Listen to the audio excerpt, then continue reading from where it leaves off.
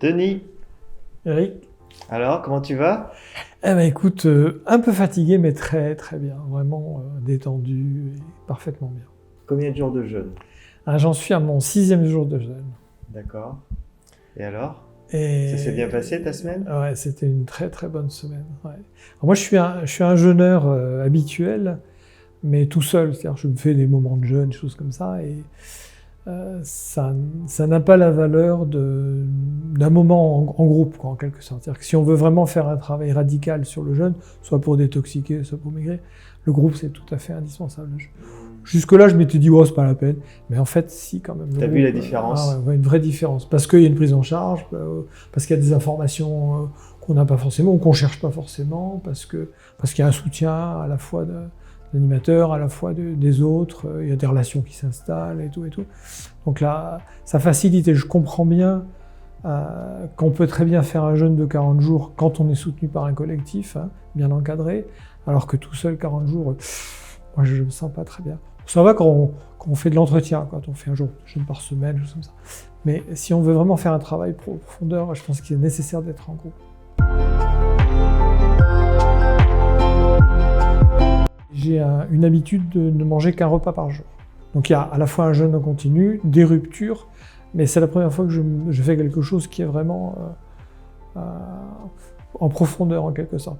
Et Un repas par jour, tu as mis ça en place comme ça, naturellement ou... Oui, en fait, ça s'est passé d'une manière très simple, c'est que moi j'ai besoin de manger très tôt, et ma femme très tard, et donc quand elle a envie de se mettre à table, moi j'ai plus faim. Donc une fois ou deux fois, j'ai pas mangé, puis je me dis tiens, on va garder ça.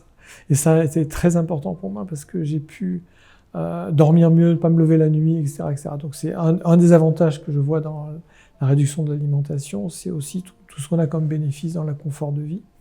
Et pour moi, ce qui me semble important avec un jeûne comme ça, dans un collectif ou dans un groupe, c'est que ça a une sorte de fonction de rituel fondateur. C'est-à-dire qu'en fait, quand on a posé cette chose-là, on ne peut plus être pareil après.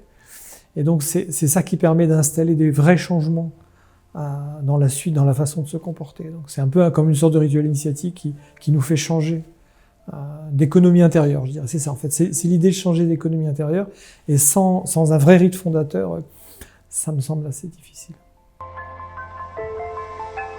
Ah oui, je pratique la méditation depuis 30 ans, et c'est vrai que ça, c'est un bon... Enfin, je pense que la méditation, quelque part, m'a sauvé la vie, entre guillemets. C'est-à-dire que ça m'a permis d'installer quelque chose en moi qui me permet d'être attentif à moi-même et aux besoins de mon corps et de mon esprit aussi, d'ailleurs. Et c'est ça aussi qui a pu m'amener à aller vers des choses comme ça, qui sont quand même un investissement. C'est-à-dire que c'est pas seulement l'investissement économique, mais c'est aussi le temps et les problèmes que ça peut poser aussi par rapport à l'environnement social. Ah, tu manges pas le soir, hein, c'est bizarre, tu dois être tout maigre. Bon, les gens n'aiment pas trop qu'on se comporte pas comme eux. Donc c'est un investissement, et c'est vrai que pour pouvoir rentrer dans un investissement aussi fort, il faut avoir une certaine conscience. Et la conscience, on peut l'avoir qu'en entrant dans des processus de méditation et des choses comme ça. Donc, je me suis rendu compte, un des intérêts du jeûne pour moi, c'est que je me suis rendu compte que la régulation thermique est très dépendante de l'état du foie. C'est-à-dire quand on a un foie encombré, on a très chaud, enfin on supporte pas la chaleur, on supporte pas le froid. Donc l'amplitude de support de la température est très faible. Et que quand on jeûne, on dégage ça, c'est-à-dire qu'on arrive à supporter très bien le froid et supporter très bien le chaud. Moi, j'ai un vrai problème avec le chaud, c'est-à-dire que quand j'étais petit, que j'avais un foie tout jeune et tout frais, je supportais le 50 à l'ombre sans aucun problème. J'habitais en Afrique du Nord, il y avait des 50, 52. J'avais pas de problème. Et je me suis rendu compte de ça, c'est qu'en fait, plus le foie est encombré, plus l'amplitude d'adaptation au froid est courte, quoi, et au chaud. Donc il me semble qu'un des intérêts du jeûne, c'est d'arriver à donner un peu plus de capacité à supporter le chaud et le froid. C'est vrai que dans l'idéal, mais là je peux pas, il faudrait que je fasse une deuxième semaine de jeûne, mais je pense que je vais le continuer. J'ai installé quelque chose avec ce jeûne qui va pouvoir durer longtemps.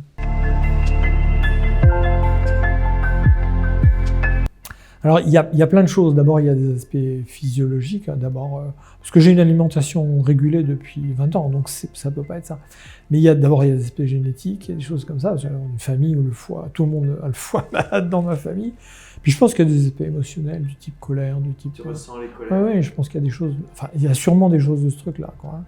Une espèce d'hypersensibilité qui stimule beaucoup le foie. Le circuit foie-bébé a toujours été un circuit... en fragilité, c'est tout ce que tous les acupuncteurs que j'ai rencontrés m'ont dit « Ah, foie bébé !»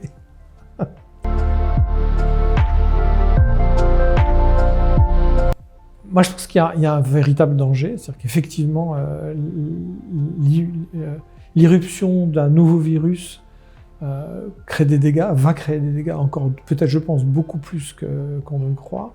Mais c'est surtout grave parce que notre système de santé est défaillant. C'est pas le virus, c'est le système de santé qui est en voilà. Parce que je pense qu'il n'y aura pas plus de morts que la route, le cancer, la grippe, etc. Donc le virus en tant que tel n'est pas un problème. Ce qui est un problème, c'est qu'il révèle les faillites de notre système de santé. Et on aurait pu s'y préparer parce qu'on sait depuis 2005 que le virus, j'ai vu un reportage il n'y a pas longtemps, qui date de 2005, où le médecin disait « La question n'est pas de savoir s'il va y avoir, mais quand il va y avoir ». Donc on savait depuis 2005, et on aurait pu, je pense, si on avait eu des dirigeants conscients, anticiper ça. Et donc on aurait vécu le Covid, alors difficilement, parce que c'est jamais facile un nouveau virus, le temps qu'il y ait une immunité collective qui s'installe, il y a des dégâts, hein, c'est inévitable. Donc moi je le vis en me disant... c'est un petit peu comme diraient les chrétiens, c'est la grâce de Dieu, c'est-à-dire si ça me tombe dessus, je verrai bien. Mais dans l'histoire, moi, c'est pas la mort qui me fait peur, je m'en fous. C'est me retrouver handicapé, me retrouver comme tous ces gens qui se traînent parce qu'ils bougent plus, moi qui suis sportif. Donc c'est ça. Non, ça vous tombe dessus, c'est comme l'accident de la route. C'est pas pour ça que je vais prendre ma voiture. Donc pour moi, je pense que effectivement, il faut être prudent et attentif parce que dans des endroits très confinés, il vaut mieux éviter la contagion, mais globalement, dans le quotidien, quand on a des espaces suffisamment aérés, c'est pas la peine de se compliquer la vie.